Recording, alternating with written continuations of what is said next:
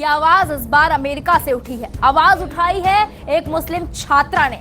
अब ओबामा को इस सवाल से मिर्ची लग सकती है, क्योंकि सवाल अमेरिका की भी पोल खोल रहा है। जो ओबामा भारत पर मुसलमानों को लेकर सवाल उठा रहे थे, उनके ही घर में मुसलमानों के साथ क्या हो रहा है, वो इस छात्रा ने अपने सवाल के माध्यम से बताया है। इस बात पर एक फिल्म का डायलॉग याद आ गया, जिनके घर शीशे के होते हैं वो दूसरों के घर पर पत्थर नहीं मारते। ओबामा को पहले अपने घर में झांक लेना चाहिए, बाद में दूसरों पर उंगली उठानी चाहिए। बता दें कि अमेरिकी विश्वविद्यालय में पढ़ने वाली कानून की छात्रा सबा अहमद ने मंच पर उपस्थित अधिकारियों से एक सवाल किया। पूरी दुनिया में करीब 180 करोड़ मुसलमान हैं, अमेरिका में भी 80 लाख मुस्लिम हैं, पर मुस्लिमों को प्रतिनिधित्व नहीं दिया जाता तथा पूरी दुनिया में इस्लाम और मुस्लिमों की छवि बुरी क्यों प्रस्तुत की जाती है। लेकिन मेरा प्रश्न ये है कि आप एक विचारधारा को हथियारों के बल पर कैसे समाप्त कर सकेंगे, जिसे आप जिहादी विचारधारा कहते हैं। वो एक सोच है, आप उसे बिना विचार विमर्श किए कैसे जीत सकते हैं। मंच पर बैठी महिला ने जो जवाब दिया वो भी सुनने लायक है।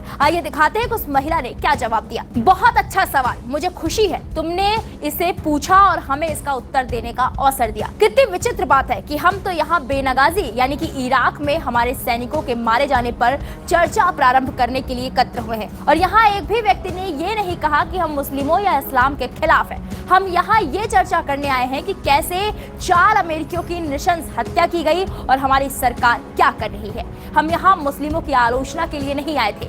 ये तुम हो जिसने अधिकतर मुस्लिमों का सवाल उठाया है, और अब सवाल उठा ही दिया है तुमने, तो मैं भी इसका उत्तर विस्तार से देने जा रही हूँ। आज दुनिया में 120 करोड़ मुस्लिम हैं। सच है कि उनमें से सब कट्टर नहीं हैं। अधिकतर मुस्लिम शांति प्रिय ही हैं। कुल मुस्लिम जनसंख्या का मात्र 15 से 20% ही कट्टर जिहादी है, और ये मेरा नहीं, विश्व की सभी प्रतिष्ठित जांच एजेंसियों का निष्कर्ष है। इसका अर्थ हुआ कि कुल मुस्लिम जनसंख्या में से 75% मुस्लिम शांति प्रिय लोग हैं, लेकिन कुल मुस्लिम जनसंख्या का 15 से 25% हुआ 18 से 30 करोड़ विषैले जिहादी, जिनके सर पर पश्चिमी सभ्यता के विनाश का अंधा जुनून सवार है।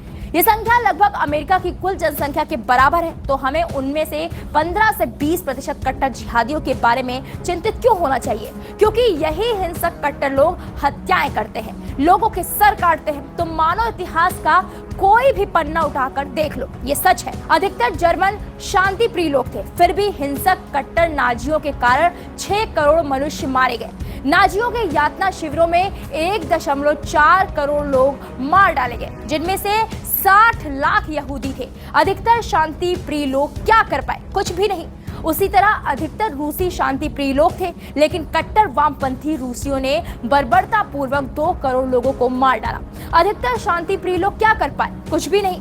चीनियों को देखो, अधिकतर चीनी शांति प्रिय लोग थे, लेकिन नर पिशाच वामपंथी चीनियों ने 7 करोड़ लोग मौत के घाट उतार डाले। अधिकतर शांति प्रिय लोग क्या कर पाए? कुछ भी नहीं।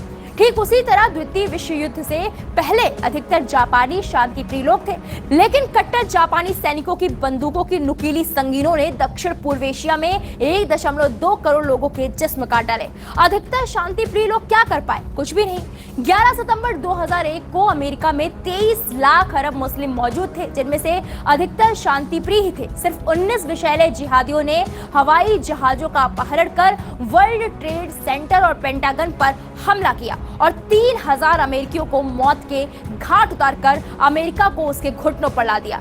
अधिकतर शांति प्रिय लोग क्या कर पाए? कुछ भी नहीं। तो उन अधिकतर शांति प्रिय मुस्लिमों की चर्चा छिड़ी है, तो मुझे खुशी है कि आज तुम यहाँ हो, लेकिन तुम्हारे अलावा और कितने अधिकतर शांति प्रिय मुस्लिम यहाँ मौजूद हैं, और चूंकि तुम यहाँ मौजूद इकलौती मुस्लिम प्रतिनिधि हो। मंच पर बैठी महिला का बयान सुनकर लोग तालियां बजाने लगे। तब महिला ने कहा कि अपनी तालियां अंत के लिए बचा कर रखिए, क्योंकि अंत में बयान और भी धमाकेदार था। और चूंकि तुम यहाँ मौजूद इकलौती मुस्लिम प्रतिनिधि हो, तुमने सारा ध्यान अपनी ओर खींच लिया, बजाय ये चर्चा करने के कि हमारी सरकार इस मामले में, मेरा अनुमान है कि तुम अमेरिकी नागरिक हो ना, तुम एक अमेरिकी नागरिक हो, तो एक अमेरिकी नागरिक के रूप में इस बात पर चर्चा करने की बजाय कि हमारे 4 सैनिक इराक में क्यों मारे गए और सरकार इस बारे में क्या कर रही है, तुम वहां खड़ी होकर अधिकतर शांतिप्रिय मुस्लिमों की वकालत कर रही हो।